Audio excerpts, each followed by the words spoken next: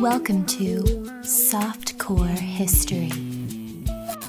Hello and welcome back to Softcore History. My name is Jake Goldman and I'm joined as always by our two friends, my two friends, your two friends.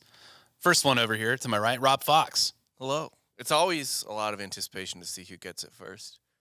Yeah, you got it first. But that was a very Bob Ross introduction of you. Like, got my little friend here to my right. My little friend. Two little friends here. I got my chewy little chipmunk to my left. Yep. Yeah, I was Dan Regester. pointing to Rob because I was still eating. Oh, is that what's going Like, I on? don't want to talk. It's fair. We got crunchy seed bars in our teethies. Mm-hmm. We should be terrible comedians where we just do, like, bits that no one likes, but if we just do them for long enough, people will be like, oh, my God, they're so funny. Like, we only do a podcast with our mouths full at all times. It's just And like, people are like, they're taking comedy to weird, hilarious new places, but it's just us talking with our mouths full. just It's not- Kaufmaning it. Yeah, it's not funny at all. It's not making anyone laugh at any point, but they're just like, wow, that was hilarious. They went there. Yeah. They went there. So okay. brave.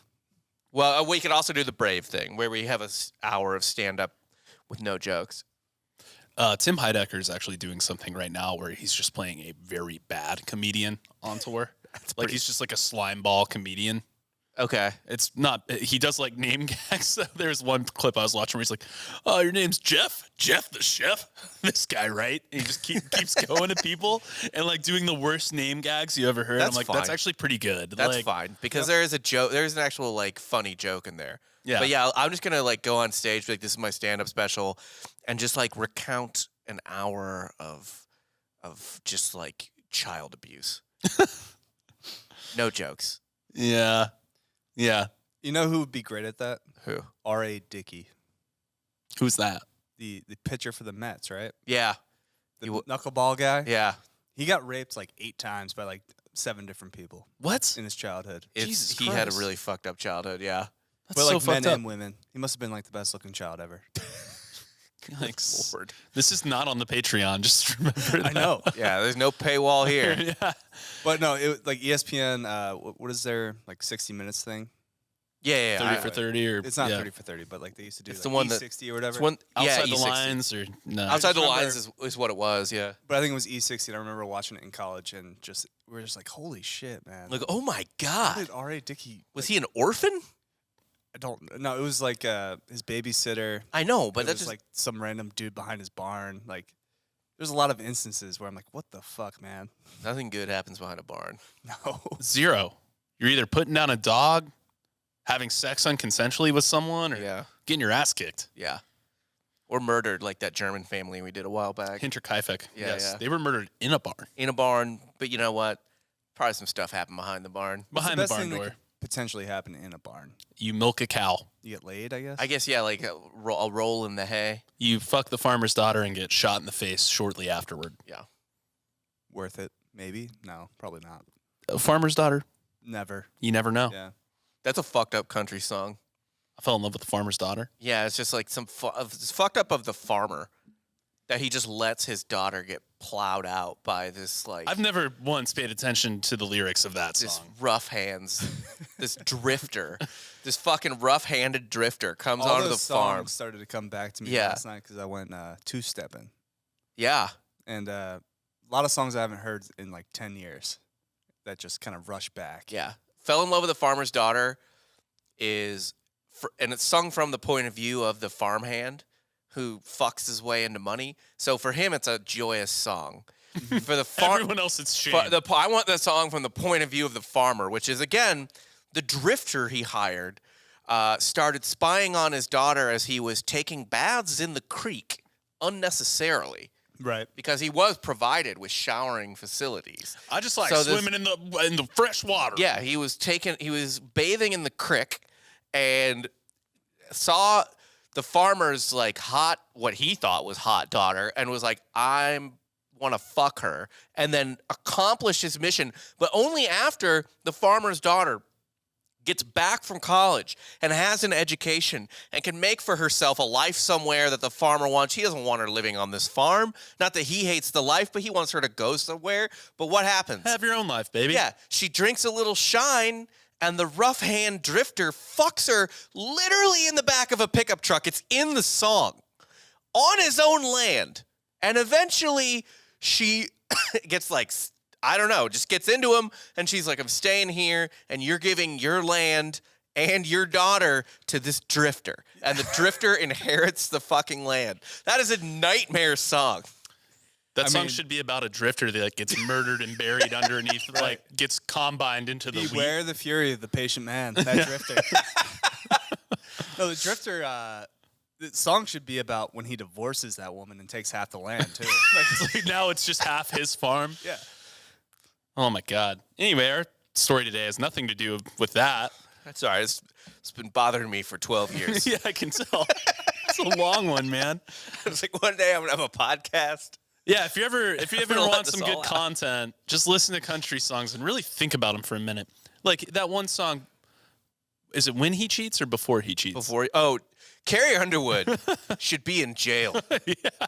She has committed murder on 2 separate occasions over basically one of them's just infidelity. Yeah. Yeah. I think that was a sketch that I wanted to do for Spare Bedroom, but none of us had the musical talent to pull it off. Right. Was a male country singer singing for a your Carrie belief in me. Underwood, Yeah. doing a Carrie Underwood cover. So he's just like singing about killing his wife for cheating on him. Yeah. Isn't there a country song, too, where the guy just continues to drive by his ex-girlfriend's house and he's just drinking beers in his truck? So he's drinking Probably. and driving. Yeah. And he's just, like, looking at her and her new boyfriend. Yeah, probably. He's I'm sure. stalking her. Voyeurism. Yeah. Yeah. Well, there is a Blake Shelton song where he catches. It's called Blue Tick Hound or something like that. It's like it's about dogs fucking. Actually, like the primary thing is about him using 2 dogs fucking to escape from jail. But the reason he's in jail is because he caught his wife cheating on him and murdered both his wife and the lover. The Shawshank. Yeah, he Shawshanked him. Yeah, and then he's like, "But don't worry, I escaped." That's not don't worry territory. Yeah, it's like, no, you should be in jail. You're It's a bad news that you you're got a out. sore loser. Yeah. Yeah. You shouldn't have gotten out. Yeah. The song ends with the line, "Love got me in here and love got me out." Because the 2 dogs were fucking. Yeah, They got him out. But no, love didn't. If you murdered your wife, there's no love there.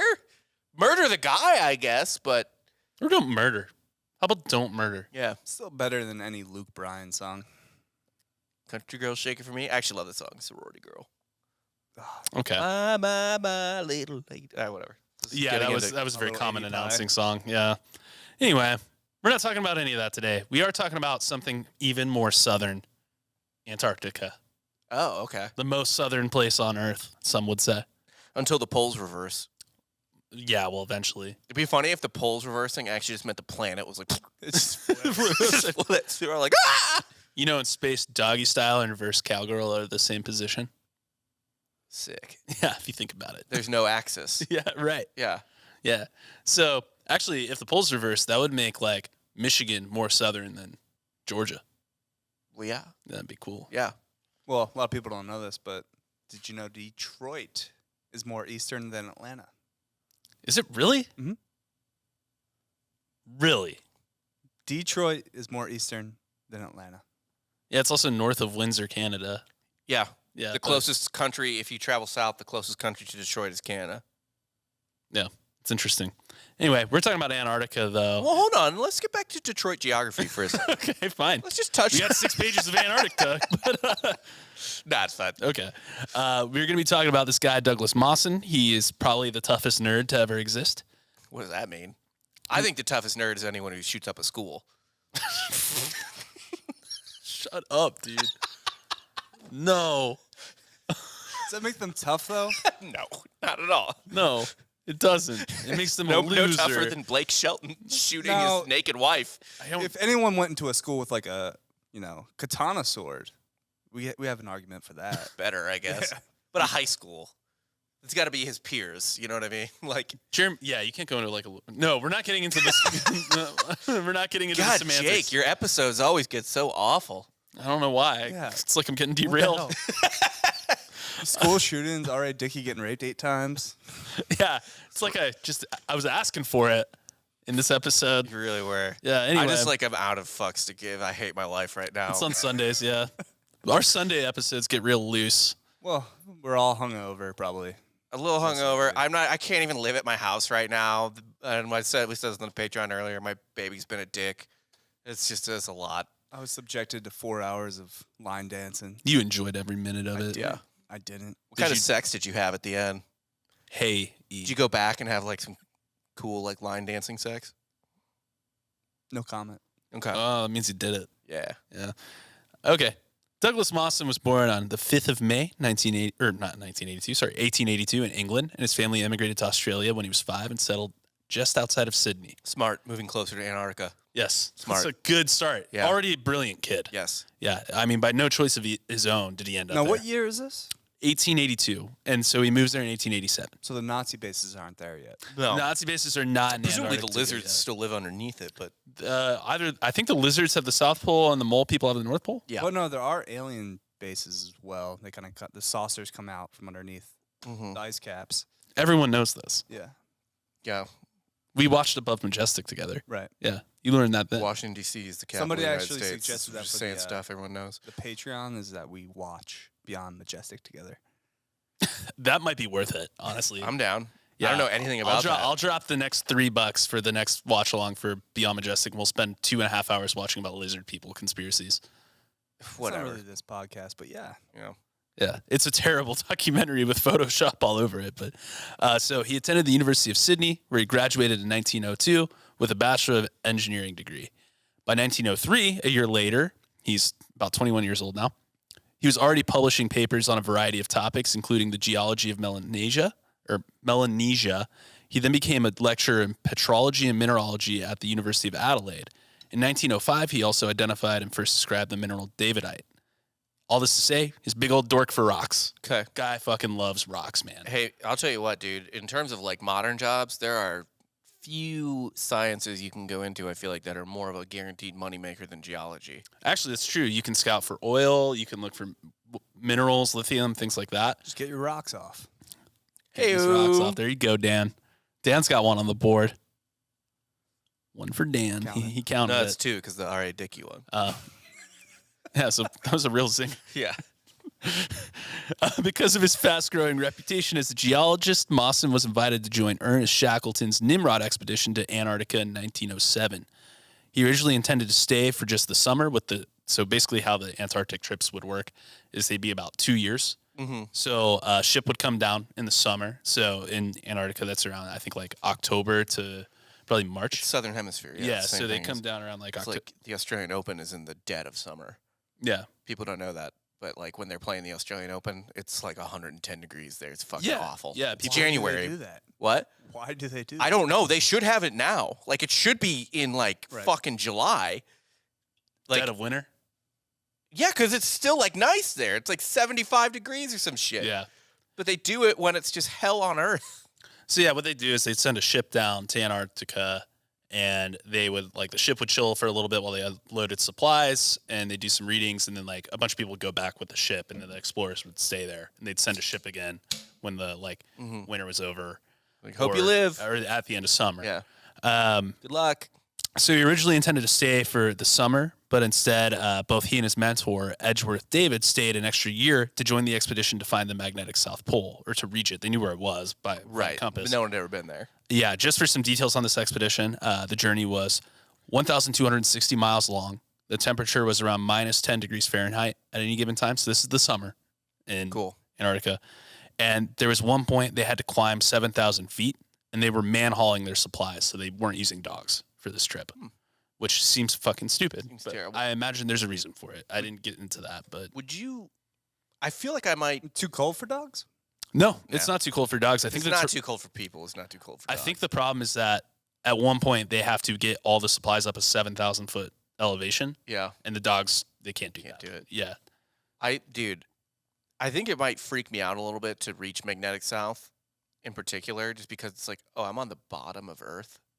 same with the top Mm, I'd feel- rather be on the top than the bottom. Yeah. because you can't fall off. Yeah. I'd be like, what's to stop? I know exactly what's stopping me from going bloop, but feels like I could just go bloop.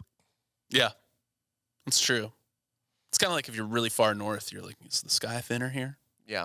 If I shot something up in the air, would it go to space faster? And in theory, it would. I ain't looking down, but I don't see nobody above me. So in doing this journey, they became in the company of, it was Edgeworth, Mawson, and this other guy, Alistair McKay. They became the first people to climb the summit of Mount Erebus and to trek to the South Magnetic Pole, or so they thought. So they thought they did it. Okay. Turns out they were about 100 miles away from it. So they were like, Just missed. yeah, they were like think about it. They went 1,260 miles. They were 100 miles away. They Imagine could've made doing it. all that and then going home and you recalculate and be like, oh, actually, I fucked it up. So we done goofed. yeah, Mawson was already like, kind of like, well, I want to go on this expedition because it's like a once in a lifetime thing.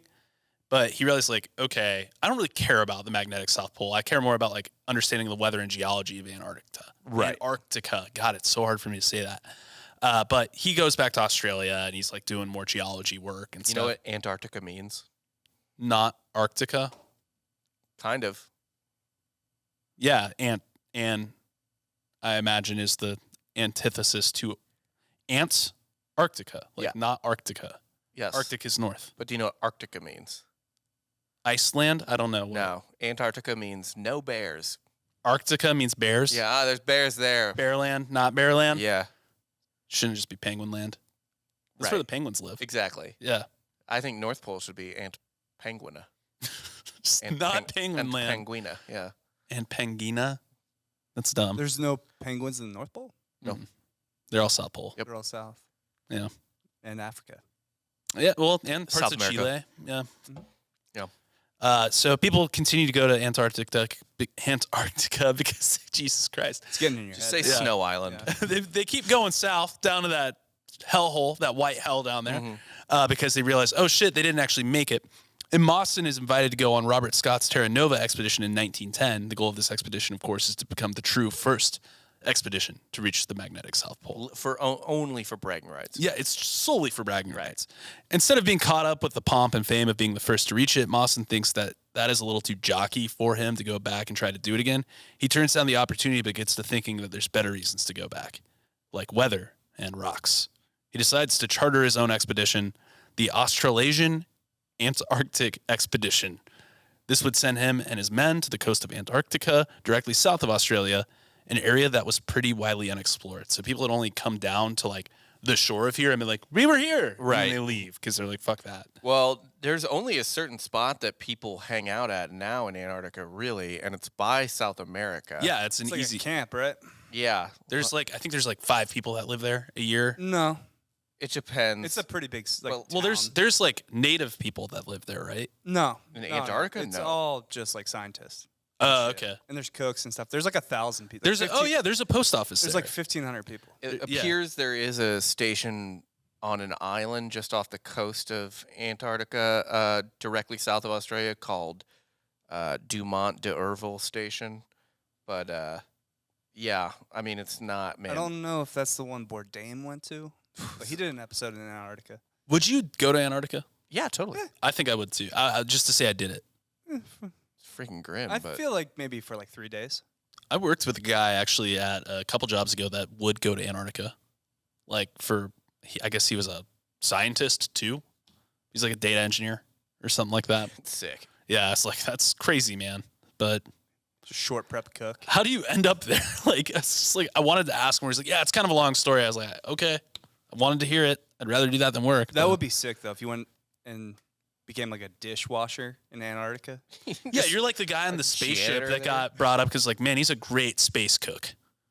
He's a great cook for Antarctica. Washes the fuck out of dishes. Yeah, he can turn off the steam valve, like your muscle, essentially. if Yeah, asked but to you're go the down there. first one they let die. Yeah, I've seen The Thing. Yeah. That's probably why I like the Yeah, Antarctica but you know where the stories. supplies are.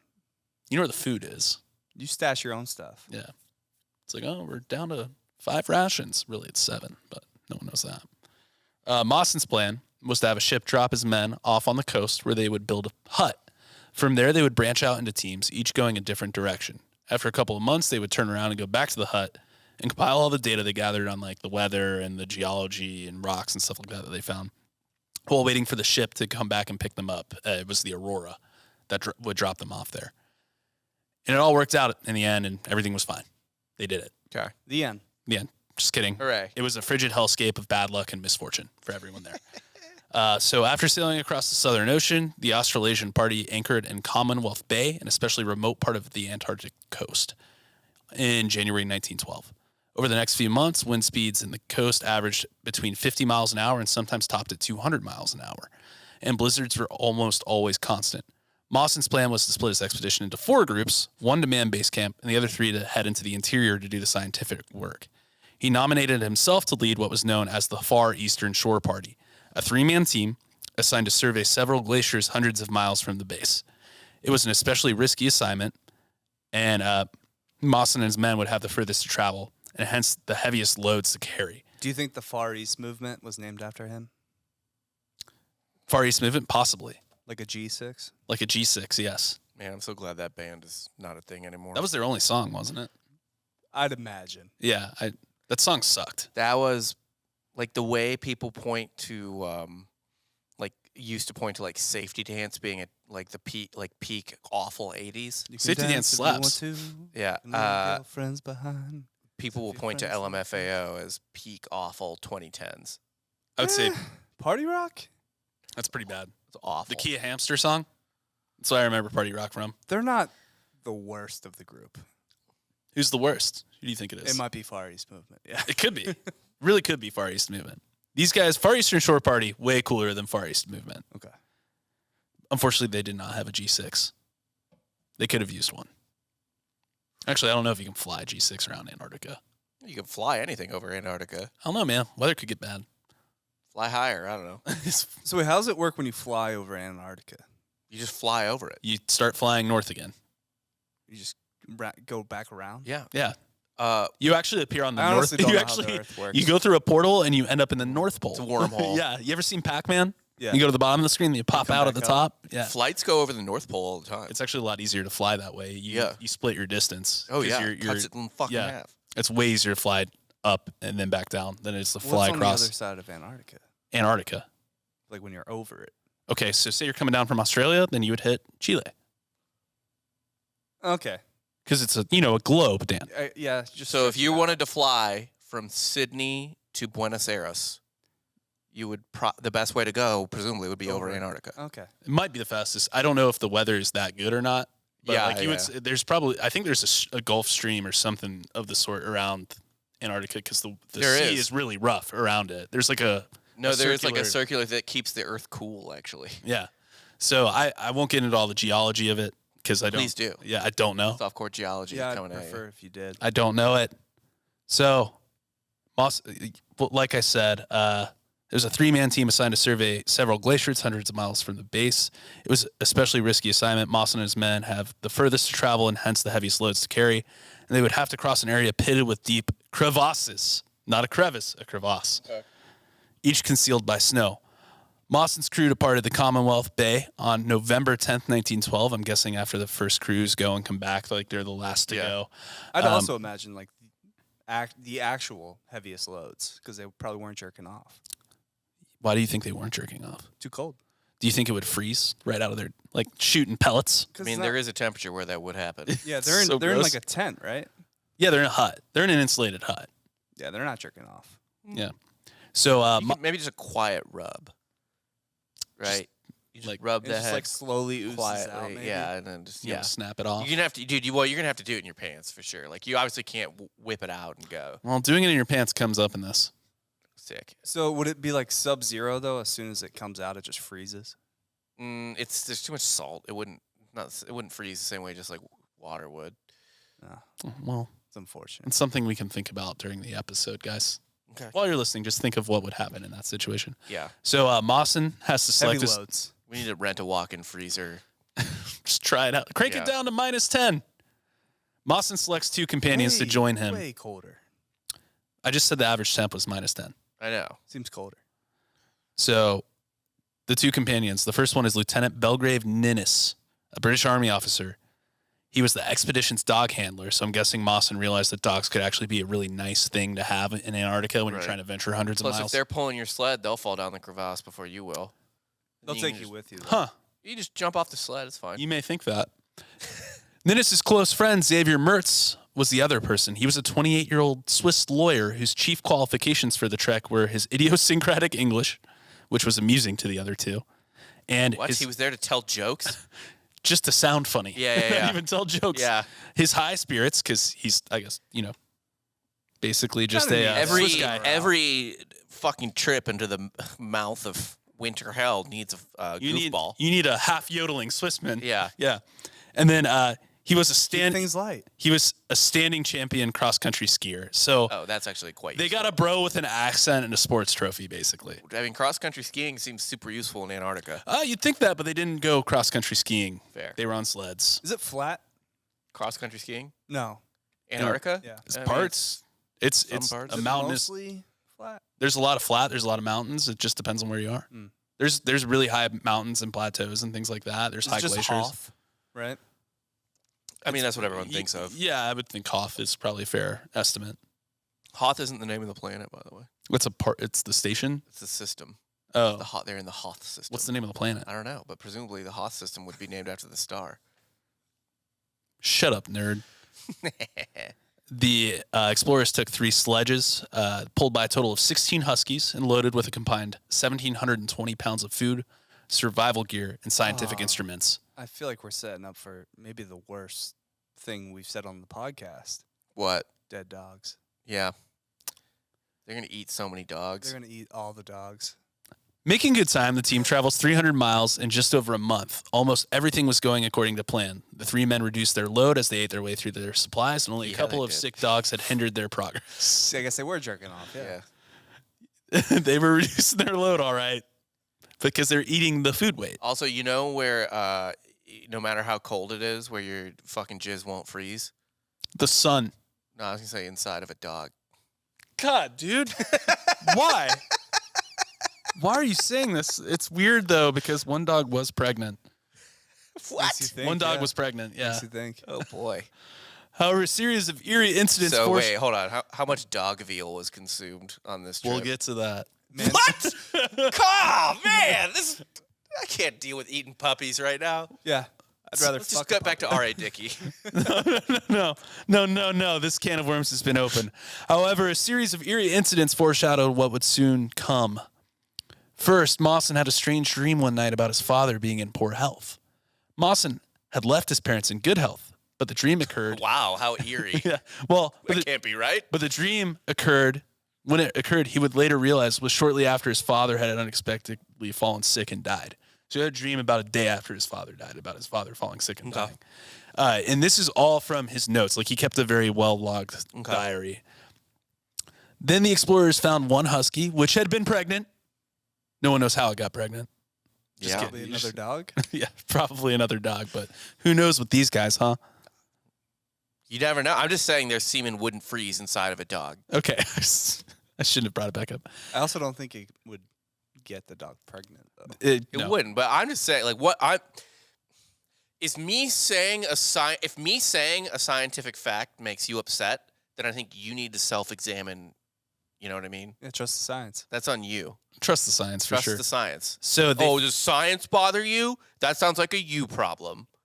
they Cum found doesn't freeze inside of a dog. It's facts. they found the pregnant dog devouring her own puppies. Oh, that happens all the time. Yeah, this was normal for dogs in such extreme conditions, but it unsettled the men, doubly so when far inland. I mean, I assume they were like, they took it as a bad sign. Yeah, it's You know, like, that's an probably omen. not good. Yeah. It's like a sailor's omen, you know? Like, oh, God. You know what the omen is? You are in the worst place on earth, and you should have already known that. Yeah, it's like, this is very inhospitable. That's Yeah. where omens are. You don't have an omen at, like, fucking HEB. Oh, no, the food is almost out of date. Like, Right. yeah. If you had an omen at HEB, that one woman wouldn't have gotten her throat slit in the parking lot of that Well, that was in HEB. the parking lot of the HEB, not at HEB. Yeah, true, but she would have had that omen. I guess someone walking in their car after that had happened is like, oh, God, there's Yeah. a dead woman. My omen would have been that I was at the Congress Old Torf HEB. It's like, I'm here at 3 a.m. Is that essentially the murder Kroger of HEBs? Yes, that is. It was. It's the crime HEB. It made no sense. It's in like one of the most expensive parts of town, technically. Well, when that report came out, it wasn't quite yet there. It wasn't quite that expensive yet. I don't think I, at any point of living in Austin, could have afforded a house there. Probably not. I couldn't have. So I guess another thing that happened was a bird smashed into the side of Ninnis's sledge, and they had no idea where the bird came from. They're like, "There's no birds around." This bird just like slammed into his wormhole. Yeah, wormhole. just like the Somerton man. Wormholes explain everything, really. Haven't they opened up like 2 or 3 wormholes since like 2014 or something in Switzerland? What In the Hadron Collider. in CERN, like at the CERN collider? They have no. They've created like mini Big Bangs or something. Small black holes, many big. So, bangs. yeah. By slamming shit into each other. They're accelerating particles into each other and then seeing what mini particles come off. And they started that in like 2014. They started it in 2012. Oh, did they? That would be fucked up to think like CERN just has like a mini universe inside of their facility. Or it's altering our timeline. Yeah, that's kind of the theory I've heard, is that all the crazy shit that's happened lately is because different timeline. We keep hopping through timelines and just not noticing. Yeah. Cool. That changes nothing for me. Anyway, now a series of near disasters made the men begin to feel that their luck must be running out. 3 times, Ninnis almost plunged into concealed cracks in the ice. Mawson was suffering from a split lip from another sledging accident that sent shafts of pain shooting across the left side of his face. On the evening of December 13th, 1912, the 3 explorers pitched camp in the middle of yet another glacier. Mawson abandoned one of their 3 sledges and redistributed the load on the 2 others. I'm waiting for it. I get nothing. Yeah, you already said pitch a tent, so. Yeah. This guy, man. Yeah, I guess I didn't catch all this, but he pitched camp. He didn't pitch a tent. Well, he pitched tent. He did pitch tents. So the reason why he did this was he was redistributing. He was redistributing the weight of the travel caravan in order to make it lighter. So one of the sledges would carry rocks, the other one would carry food. This way they could consolidate their weight and make better time. Then the men slept fitfully, disturbed by distant booms and cracking deep below them. Mawson and Ninnis did not know what to make of the noises, but they frightened the ski bully Mertz. I call him a ski bully because he's just a cross-country skier. Okay. I just imagine like a 80s, like Better Off Dead. Yeah. Suck it, Darsh, but like Swiss. That's downhill, though. They were downhill skiers, you're correct. Yeah, cross-country skiers, different breed. It is the nerdiest of skiing. It is, man. If I don't understand, like, I don't understand why anyone would be into it. To be quite honest, anything with cross-country in the name. You want to run for a while? No. Whenever I would see the kid, like, I remember freshman year of high school, you know, like, people wanted to play football and soccer and stuff like that. And I'm talking about, like, fall sports in particular and winter sports and basketball. But then you would see, and those sports didn't have to recruit, like, from the student base, right? Like, people want to try out for those. But, man, watching, like, the wrestling coach and the cross-country coach and shit recruit people. And then I would see them doing it cross-country in particular. And I'd be like, you got tricked into that, huh? That's how To I the felt about kids. wrestling. Yeah. They I tried to did feel that way about wrestling as well. Yeah, I just remember seeing my friends that wrestled. They were in really good shape and stuff, but like, it's like, man, your ear is fucked, dude. Yeah. What is it's wrong? Awesome. Oh, man, you get so much ringworm and no chicks. Yeah. Sick. I mean, I remember my freshman religion class was with the freshman wrestling coach. And he was making his pitch one day in class. Like, he's like, hey, for just 5 minutes real quick, I just want to talk about, maybe why you should think about trying out for wrestling. And, like, he was like, if you already play football, it's great for, like, being on the line and stuff like that, which it is, and all that stuff. But, like, I was just like, I was never going to be a wrestler anyway, but I was just like, this sounds horrible. Yeah. Not as bad as cross country, but still horrible. Yep. What do you think kids that ran cross-country in high school are doing now? Still running, man. Who cares? And they're demons? Yeah. Once again, who cares? It was no one of, like, note. You know what I mean? Like, usually the most forgettable people in high school. Yes, literally. So Mertz actually had a long experience of cross-country skiing, obviously, over frozen snowfields. And he told them, like, hey, all the warmer air has made the ground ahead of us unstable. He told them directly, the snow masses must be collapsing in their arches, and wrote in his diary that the sound was like the distant thunder of a cannon. So apparently being a Swiss cross-country skier made him really adept at knowing that the ground wasn't good.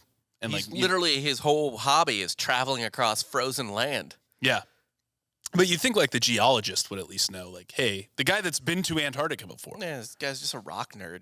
Yeah. Doesn't fucking know anything. So it's like trying to cross a frozen lake. This is the scientist who sees a dog eating its puppies and is like, it must be the devil. It's fair. Totally fair. I mean, this is also 1912. So, yeah.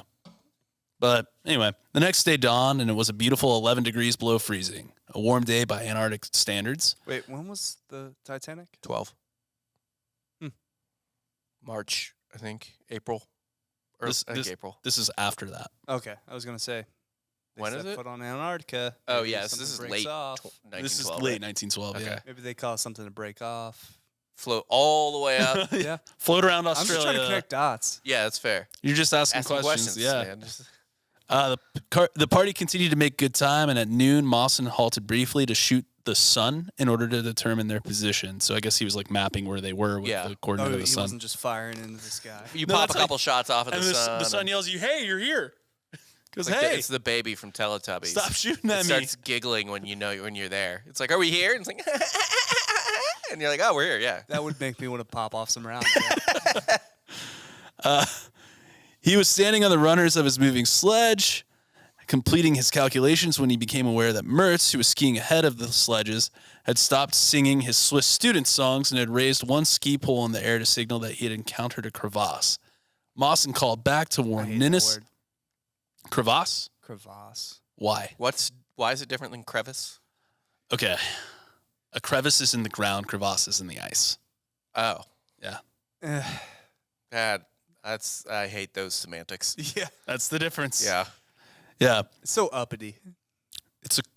Actually, it's called a crevasse. Crevasse. That's definitely come out of someone's mouth right after the word Suck my actually. dick. Yeah. Mawson called back to warn Ninnis before returning to his calculations. It was only several minutes later that he noticed that Mertz had halted again and was looking back in alarm. Twisting around, Mawson realized that Ninnis and his sledge and dogs had vanished. Ninnis, who happened to be walking beside the rear sled and not on the railings of his sledge, had fallen through a hole in the ice and down a crevasse to his death. Oh, no. He died by crevasse, the most pretentious way to die. His fall broke the snow crust, which caused the rear sled to also fall through the ice, crashing 150 feet below. Killing all the dogs. Snow crust. This is the why is that funny? Why is snow crust funny? Tell me, Jake. I can't. It's That's like what- dried cum, Is that what it is? Is that what you're getting at? maybe. Or is that like a cokey booger? That would work too. Yeah. Yeah. Snow crust? Yeah. Just That's a little actually extra where you wake up the day. next day and you're like, Eh. you're like, ah! Gross. I didn't want to feel this way this morning. Unfortunately, this Hair is of the dog. No. just what, pick your nose and eat it? Yeah, just do a gummy with your boogers. Booger gummy. That's how you know you have a problem. If you're picking your nose So you for know you the have a big cocaine problem. remnants. Yeah. Oh, I guess God. if the only way it's worse is like your friend ODs and you're just picking their nose. You're like, I need to get the rest out. Oh, my God. Can't waste any. Yeah. Or your friend. God, never mind. This is the very sled, unfortunately, that held the food that was strategically left in the rear to be out of the line of danger for the party ahead if they encountered crevasses. Don't put all your eggs in one basket. Yeah. Again, he Can't have just a- liked rocks. Yeah, you can't have a rock sled and a food sled. Yeah, even worse. This was the only sledge with a tent. Yeah. on Oh, it. wow. Yeah. So they So have a they were- tent. And plus, that fucking pregnant dog ate all its puppies, so there's just no food. So they have dogs still. They have a handful of dogs. Playing dogs to cook. Perfect. They Yeah. have a ton of rocks. So Mawson's pumped. They didn't lose the rocks. Yeah. He's not really He's pumped. got what he wants. Yeah. But yeah, they are pretty much fucked. So Mawson and Mertz are now minimum 4-week sled trek from their hut. They have about a week worth of food on their person. They still had food on the other sledge, but like the majority of it was on. Right. The Again, I food feel like one. you should distribute that evenly. Not like Yeah. rationally for speed, Yeah. but like. No, I like having a rock cart. Just one. what we got on this one? We got rocks. You eat rocks? I mean, you can eat them. Would you gain any nutritional value from eating? No, Not at all. you would feel full. It's like there's been many a sailor lost at sea. I know there's a ton of stories from World War II, but I assume this has happened pretty much constantly throughout history. Is they'll just be like, no, I think I can drink the seawater. It happens to everybody. It's Yeah, like they're like, no, dude, I think it's working. Like I think my body's do them. Why can dolphins do it? Why can dolphins do it? When you're severely dehydrated and losing your mind, Yeah. you're like, well, I'm in water. Right. There's Yeah. people I know that drink like solely salt water. No, they don't. They put salt in their water. But they don't drink. Actual salt water. Yeah, like they don't drink stuff with the salination content. What's the difference, I guess? A lot of salt. So much salt.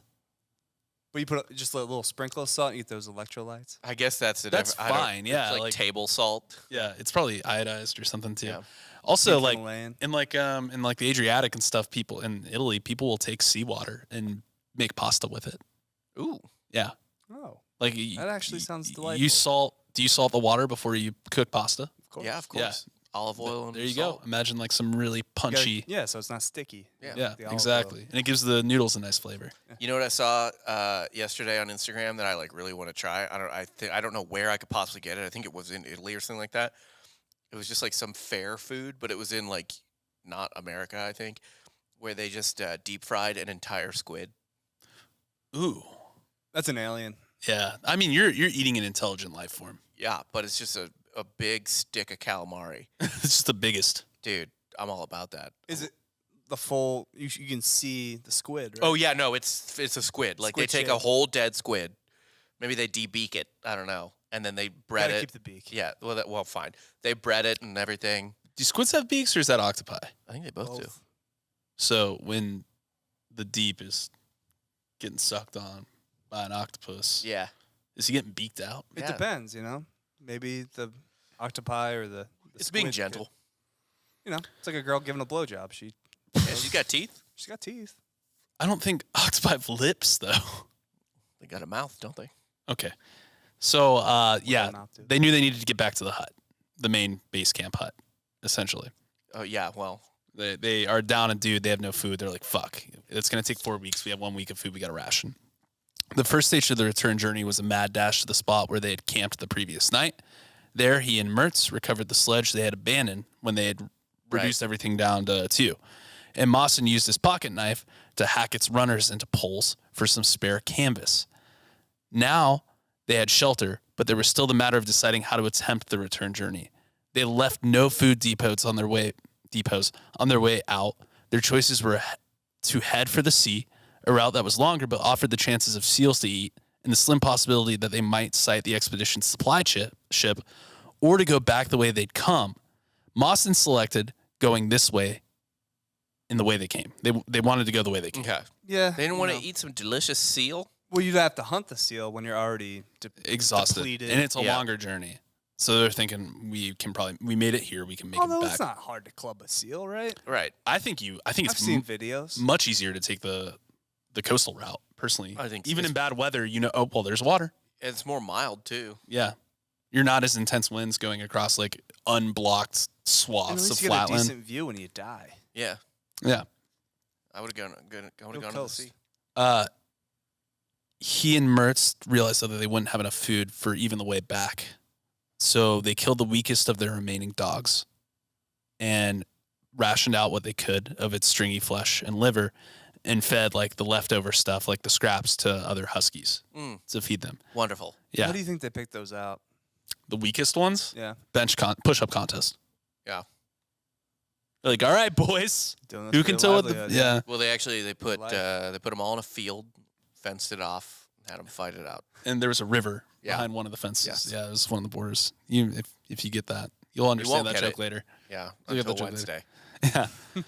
For the first few days, they made good time, but Mawson soon went snowblind. The pain was agonizing, and Mertz actually. Fuck. What is snowblind? I actually don't. I think it's when your eyes start to freeze, Oh, that's cool. I'm gonna look it up. or maybe like the light reflecting off the snow starts to sear your eyeballs. Because you should wear UV protection when you're in snow. It sends light directly into your eyes. So snow blindness, it's a form of photokeratitis Right. caused by UV rays reflected off the ice and the snow. Yeah. Yeah, we so knew it just it fucking fries your I mean, eyes. Jake just literally just said that. Yeah. Yeah. So Well, he Mertz, said it was either freezing or or the that. UV. It's the UV. Okay. So Mertz actually You dumbass. he had to bathe Mawson's eyes with a solution of zinc sulfate and cocaine. So that was the Did treatment they for snow. coke 'em That's for snow blindness in 1912 was zinc and coke. What'd they need food for? They had cocaine. Yeah. It's like you should have just been down in that, Yeah. right? Like that's You zinc. use it too. for your eyes. Just snort Little that pick shit. me up, Well, it's just you're doing a ready. Yeah, Put it they're- in your retina. I mean, it's also kind of interesting. They were going for like 27 hours at a time to try and make it as fast. All right, time so as it's possible. cocaine. Yeah. Just drank a little cocaine solution. They eventually had to slow down, though. They ended up getting into a whiteout so bad that it kills 2 of the huskies that they have, and it forces the men to harness themselves to the sled to continue because they keep falling off. Because it's just they can't like see where they're Right. going. They're At totally. a certain point, you abandon the sled. Do you? Walking sounds better. Once the dogs are dead, yeah. It's an interesting thought, Dan. Because I wonder, like, when all the dogs die, do you think they try to pull the sled, just the 2 of them? I think you. I bet you this I think you- asshole really wants those rocks wants those bad rocks, enough. That, yeah. The rocks are the most important part. Right. So each night's rations were less palatable than the last. Mawson found that, quote, it was worth the while spending some time and boiling the dog's meat thoroughly. Thus, a tasty soup was prepared, as well as a supply of edible meat in which the muscular tissue and the gristle were reduced to the consistency of a jelly. The paws took the longest of all to cook, but treated to the lengthy stewing, they became quite digestible, end quote. Even so, the 2 men's physical condition rapidly deteriorated. Wouldn't mind Mertz, a dog soup.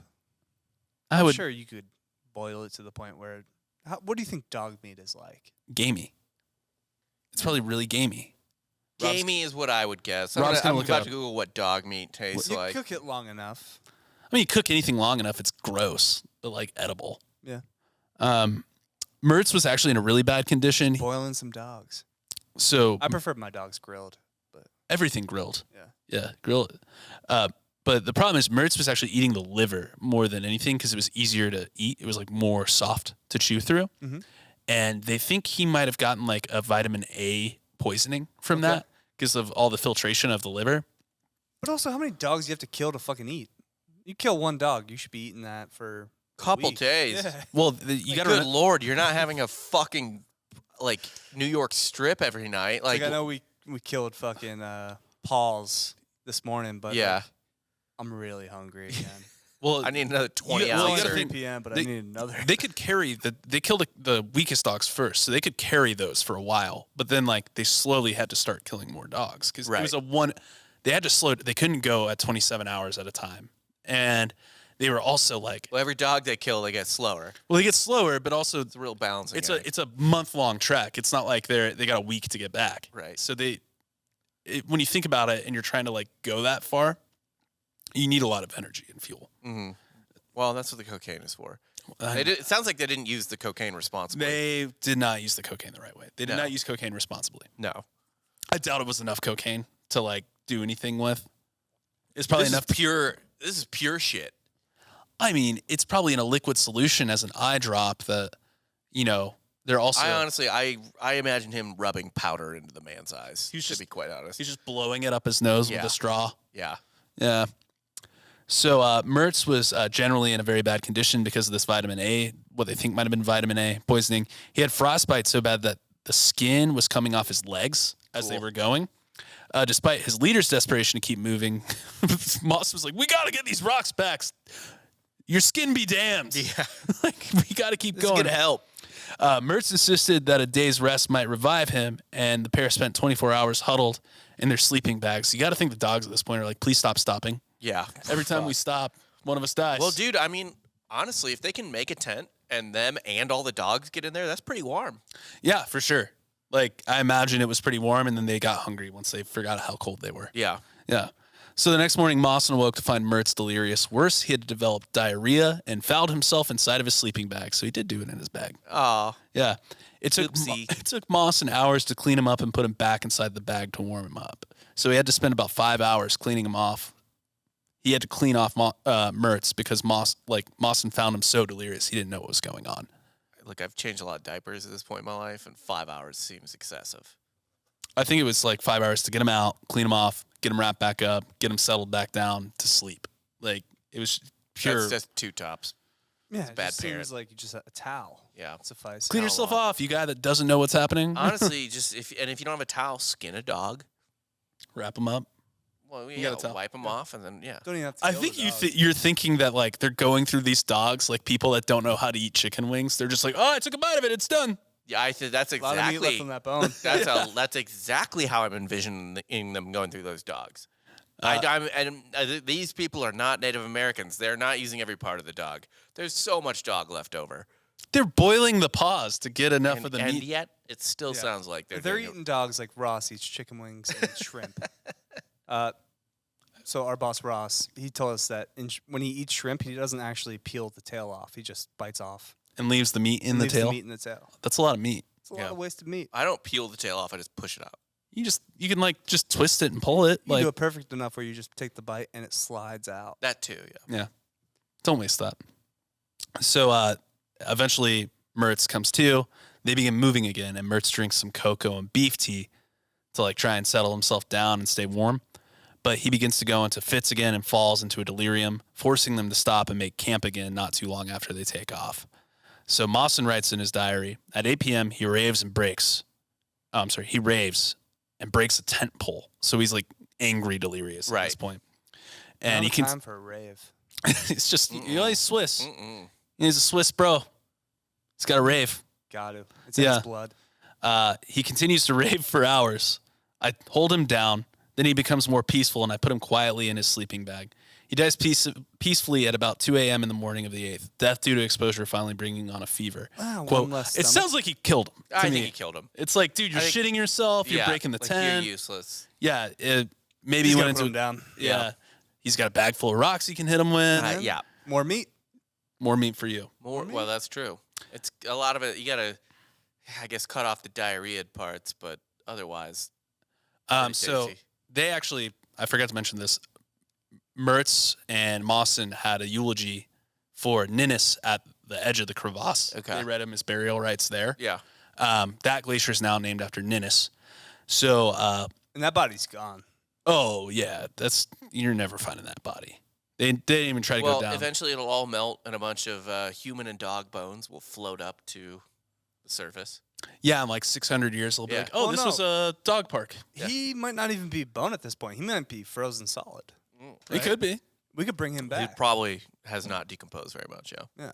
Yeah. We can Walt Disney his ass.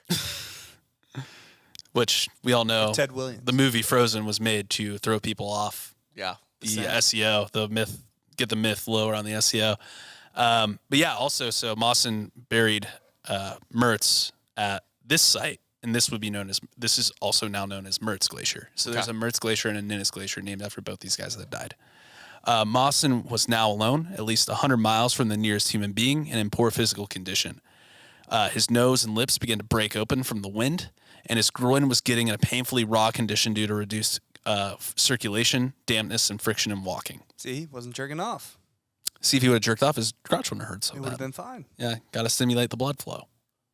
At 9 a.m. on January 11th, so this is now a month after about a month after the first guy goes down the crevasse with the food sledge. Right. The wind finally dies away. Mawson has passed the day since Merce's death productively. Using his now blunt knife, he had cut the one remaining sledge in two. So he cut it in half, and he re-sewed it. Oh, he re-sewed his sail, and remarkably, he found the strength to drag Mertz's body out of the tent and entomb it beneath a cairn of ice blocks he hacked out of the ground. Then began to trudge toward the endless horizon, hauling his half sledge. So I just Googled Mertz Glacier on Google Maps, and it has one review. What's the review? It's 5 stars, and then the comment says 10 out of 10, nice glacier. Who's the reviewer? Stuart Kartsunis from 3 months ago. He was just there. I wonder if he found any of our boys. Is there Yeah, a review for Ninnis Glacier? Let's see what other reviews he's left. Yeah, he has for Ninnis Glacier. He's another 5 stars. Says 10 out of 10. Also nice glacier. This guy is just doing bits that no one is paying attention Only we to. get. But we just brought it to the light. What's some of the other stuff he's reviewed? 2 restaurants, and then I think a post office or something. This one got a 1 star. The post office. Australia Post, Lane Cove Post Shop, 1 star. Postman or woman left the collection slip at the door without ringing the doorbell. I was home and could have accepted the parcel then and there. But he was a big fan of Rose's Canteen. It's an Italian restaurant in Melbourne. And he gave 4 stars to Cubby's Kitchen in Sydney, CBD. It's a Lebanese restaurant. He says, everything was amazing and I would 100% recommend, but don't book at 8 p.m. because the kitchen closes at 9 p.m. and you won't get dessert. Boo. This guy might have actually been genuinely reviewing the glacier. He might have went to this glaciers. He's in Australia. Nice glacier. He's been to Ninnis and Merge glaciers. Hold on, I want to see how far they are from each other. Go on, Al. Yeah, okay. Within a few miles, Mawson's feet became so painful that each step was an agony. When he sat on a sledge and removed his boots and socks to investigate, he found that the skin on the soles of his feet had fallen off, leaving nothing but blood and blisters. So he has to smear his feet with wool wax, or there's another name for it. I forget what it's called, but like it's basically wax made out of the sebaceous glands of wool-producing animals. So like basically wool pimples, like wool zits. Okay. Yeah, so he has to Gross. Cool. rub that on his feet. He continues. The next day, Mawson's feet were too raw to walk. On January 13th, he marched again, dragging himself toward the glacier he had named for Mertz. And by the end of that day, he could see in the far distance the high uplands of the vast plateau that marked the edge of the base camp. By now, he could cover little more than 5 miles a day. 4 days later, the very same thing that happened in Ninnis would happen in Mawson. While slowly trudging the Antarctic snowfields, he falls into a crevasse. Sick. So somehow, by probably the only ounce of sheer luck that happened to this guy on the trip, the fissure that opened was a little narrower than his half sledge. So if he would have made it any smaller, that half sledge, he would have fallen and died. Right. So the half sledge is holding him up, and he's harnessed to the sledge. Yeah. So he finds himself dangling about 14 feet down. The dog's still there? No, he's man-hauling this now. Man-hauling the rocks. God, Yeah, why? he's bringing the rocks back. Good. Just let go of the rocks, my guy. So it's like Indiana Jones, where he's like reaching for the grail, like let it go, Junior. I was about to do Connor, but I can't. Junior, let it go. Let it go, Junior. So he finds himself dangling about 14 feet down over what looks like a bottomless pit, and he's spinning slowly on his rope, and the rope is fraying. Mm-hmm. He sees that it's fraying. He makes a great struggle. Mawson inches up the rope, hand over hand. Several times he loses his grip and slips back, but the rope holds. Sensing that he had the strength for one final attempt, the explorer clawed his way to the lip of the crevasse, every muscle spasming, his raw fingers slippery with blood. He dragged himself clear. He spent an hour by the edge of the crevasse to recover, and he sufficiently, wow, I really miswrote this. He sufficiently drags open his packs, so he drags them off the sledge out of the fissure. He erects a tent and crawls into his bag to sleep. So he recovers, I guess, at least some rocks. He must have lost a couple, I'm guessing. I assume. Not all the rocks made it, unfortunately. No, unfortunately. That's a sad Guys losing things left and right. It's the saddest part of the story. Heard all day. Yeah. The dogs, part of the conditions of the travel. The friends, man. they know the risk. The rocks had no business getting gone. So that night, lying in a tent, Mawson fashioned a rope ladder, which he anchored to his sledge and attached to his harness. Now, if he were to fall again, getting out of a crevasse should be easier. And the next day, the theory was put to the test because he fell into another crevasse. Sick. This time the ladder saved him. So this whole fucking continent's just a minefield. Yeah, of because crevasses. so like they weren't the Swiss guy was like, "Hey guys, I think this is bad," and they were all like, Yeah, huh, we shouldn't be here. I don't know. Maybe we keep going. There's a One reason- of us has been to the South Pole before. There's a reason the animals don't venture inward. No. Like So you where don't find anything alive. Also, all the water's frozen. Right. Yeah, there's at least water on the outside. So the ladder did end up saving him. Toward the end of January, Mawson was reduced to 4 miles of marching a day. His energy was sapped by the road, or not by the road, by the need to dress and redress his many injuries. His hair began to fall out, and he found himself pinned down by another blizzard. Desperate, he marched 8 miles into the gale before struggling to erect his tent. What? Oh, come. Or, Thank yeah, you. whatever. The next There's morning, no dogs to fuck. He's fucking the rocks, I guess, at this point. just like rock fucking. Yeah. It'd just be funny if you just need to fuck every day. No matter what. Just something. Bore a little hole in the ice pack. Yeah. On January 29th, in another storm, he spotted a low cairn just 300 yards off the path of his march. It proved to mark a note and a store of food left by his worried companions at base camp. Emboldened, he pressed on, and on February 1st, reached the entrance to what was called Aladdin's Cave, where he wept because he had discovered 3 oranges and a pineapple. Overcome, he later said, by the sight of something that was not white. It was the first shit he had seen in 3 months. Snow. That wasn't snow. He's like, oh my God. Ugh. And it was food. Like, it was probably true sugary carbohydrates. Right. And not dog meat. As Mawson rested that night, the weather closed in again, and for 5 days he was confined to his ice hole as one of the most vicious blisters he had ever seen raged over him. Only when the storm stopped on February 8th did he find his way to base at last, just in time to see the expedition ship Aurora leaving for Australia. So it left? He missed it by hours. It left. Brutal. He went essentially 300 miles with a week's worth of food, killing dogs, losing his 2 friends. His feet. His feet are gone. Like Yeah. he has no skin on the soles of his feet. He's losing his hair. He can't fucking see pretty much. He's withered. He's a fucking mess. And you just see the boat. And he gets to the camp and he can see the boat leaving. Like it's not that far away. He then wires them. Yeah. He was like, "Hey, come back." And they're like, "We can't. We cannot." Like they've tried to turn around. Yeah. The weather was too bad. So we got to go all the way back. Yeah. So what had happened when the ship came, they bring, I guess, food with them on the return trip too, just in case. I don't know, but 2 people, I guess, stayed with him, like volunteered to stay with him, and they left a bunch of supplies. Okay. He had to wait there another year. Jesus. So he lived Nursing in Antarctica. himself back to hell. Yeah, basically, while the other 2 people hung out with him. So I couldn't find, I saw this in a thread where they were talking about it. I couldn't find any, I didn't see it on Wikipedia. Maybe I missed it. I didn't see it in any sources, but apparently this is part of the story. One of the 2 people that was there, taking care of him and watching after him was schizophrenic. Perfect. And slowly losing his mind as well. Then you have more people to hang out with. Yeah. He's got a bunch of friends. Good one, Dan. That's 2 for Dan. Actually, 3. 3. Yeah. Don't count my fucking jokes, you I'm counting them. schlub. Don't call me that. Anyway, so that was the guy that also knew how to use the radio. But Schizophrenic guy. Yeah, that makes no sense because they eventually did get off the island. They were able to make it. The ship came back and they got. All's well that ends well.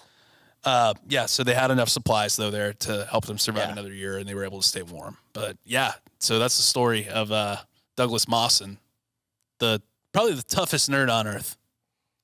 I guess so. That trek back was pretty hardcore. I mean, he fell into 2 crevasses, and got out. Yeah. He's walking on raw feet. Dude, I would have been like, I'm dead. Ate multiple dogs. Right. Probably his friend. He probably ate his friend. He had his friend. Do we think he at least killed his friend? Because I think he killed him. Killed him as an inconvenience. If he's knocking over the tent in the middle of the night in a blizzard or whatever, yeah, he killed him. You have to. Eventually, you kill him. You're gonna at a get certain away point. with You're a it. liability. Yeah. Yeah. What do you like mean you. get away with? Yes. Who's gonna bring up murder? Murder charges in Antarctica. No. So what'd you guys learn? I don't know. I guess when you visit Antarctica things will happen. Yeah, it sounds like hell. Yeah. That's what. Oh wow, weird. Is it safe to say that Hitler is Antarctica? No, Hitler's Mawson. Mawson is Hitler? Yes, Why? it was his fucking trip. He survived though. I know, It's kind of unfair. and everyone else didn't. Yeah. Out of all He the other definitely killed a guy. Killed multiple dogs. here's a 8 dogs. Mawson actually admits fault in the trip. I did mention. I forgot to Goes mention hand this. up. He goes, I should have. bad. He You're on goes, the basketball court. You like I airball. touched three, the like, ball. my bad. I touched the ball. Yeah. He admitted that he didn't think about bringing snowshoes or skis for the terrain. Oh, for the winter continent. Yeah. So he's like, they think that the reason Ninnis fell in the first place was because he didn't have adequate shoes. Mm-hmm. So when he hopped off the rails of the sledge, he put all of the pressure under his feet. It wasn't spread out evenly like a Right. snowshoe or a ski would do. Right. So because I guess. So what I'm guessing is that the guy on the cross country skiing guy was on skis. He's like, fuck it, I'm bringing skis. Yeah, probably. And the other 2 didn't. Right. So he was able to go ahead, and Mawson wasn't on the sledge, was on the sledge, so he never got off and put pressure down. And that's why the back sledge fell through the ice hole because Ninnis got off with his feet. Right. So that's probably what happened. And the Huskies weren't heavy enough to do anything about it. Yeah. So he admitted, like, yeah, I probably fucking killed him. Mm-hmm. Yeah, he's Hitler. Players He's my, fuck up. Yeah. my Hitler. What about the Rocks? Maybe the Rocks are Hitler. Well, no, because the Rocks didn't choose to be on that sled. Or Did you do you think he fucked up by not going on Robert? I think it was Robert Cross's expedition that actually did become the first to reach the magnetic South Pole. yeah, but they died, didn't they? I don't know. They died. There was a guy named an explorer named Robert who his expedition died in Antarctica. Yeah, you think he wants to do like a web redemption? Yeah. Right. All right, Douglas, we've strapped you back. Oh my God, yeah, dude. Yeah, he's my Hitler for being a shitty fucking expedition leader. I mean, it's fair. Yeah. He brought his buddy who knew how to handle dogs, and his buddy brought his skiing buddy. Yeah, basically. I mean, he killed two, like, no, none of them had any business being there. Honestly, he was the leader of the expedition too. It really didn't make sense for him to be the one doing the excursioning. He should have been maintaining the camp. Also the captain of the ship. The guy was like, "We can't make it back." We're 20 sorry, feet bro. away, but like, It's yeah, like, I sorry, can man. see you. Can you imagine? I can see you. Can you just stop for a sec? Like, dude, we got a Weather's window. bad. We got a window here. I don't know if you remember in the Roanoke thing too. I think that might have been a Patreon episode. I don't remember. It was. Like they kept trying to save them. It's like, ooh, the weather. Yeah, Sorry. multiple times. They're We're just like, on the "Ooh, shoreline. Yeah, It's like, no, too stormy. It's a little rainy. See ya. water's too choppy. We'll try again in 5 years. Sucks. All right, that's it for me, guys. Be sure to check out softcorehistory.com. We got some brand new merch up. Check it out. Freedom Torch mugs, Freedom Torch tees. Go to softcorehistory.com. Check those out. Brand new. Dan, did you design those? I did. They look great. They're really good, man. So please check those out. We also have the classics, Two Irish to Die, Mike Malloy tee. We got Topsy the Elephant tank tops. And then we just got, softcore history merch. If you Yeah. like the show, buy some of the shirts, rep it. That's Spread honestly, the word. we don't even make that much money off of those. It's more of a marketing expense for us. billboard for Yeah, us. please be our billboard. Please tell people about the show. The designs are good. Put on a tank top. Look hot. Anyway, also be sure to tell your friends about the show. Leave a review, whether 5 that's on stars. Spotify or Apple. Leave 5 stars. Please, Comment a review as well. And check out our Patreon if you're not listening yet. We come out with an extra episode every week, and it's kind of different content than what we typically do on the normal weekly cadence. Patreon.com/softcorehistory. Yeah, check that out. It's only $5 to join. You get an extra bonus episode, and it helps support us and what we do here. It really makes a difference in us being able to be more independent Help and us slowly get grow. off the grid. Yeah, we want to live in a little tree shack and do our own episodes from there. I'll say it now, Simulcast if from we space. hit 10,000 patrons by the end of the year, we'll do a expedition episode in Antarctica. We will go to Antarctica. We'll find a way if you get us to 10,000 patrons. Fucking do it. Why not? Fuck it. Yeah, do it right now. And I will carry. I will make these two haul an unnecessary amount of rocks. And I'll make We'll Rob do eat it. a dog. Yeah, we'll make Rob That's eat a fine. dog. It's fine. It won't even be hurt. We have to make Rob just kill a good dog. No, these dogs weren't mostly hurt either. We just go to Austin Pets Live. Yeah, We're like, we'll take one- all the dogs. One was just a little gimpy. Well, yeah, I just saw an ad for the shelter saying they were over, capacity. They so- always say that. That's how they get people. But to they get probably dogs. always are. So Yeah. Anyway, check out all that stuff. Leave the reviews. Like and subscribe. For Dan Regester and Rob Fox, I'm Jake Goldman. And you just got soft served.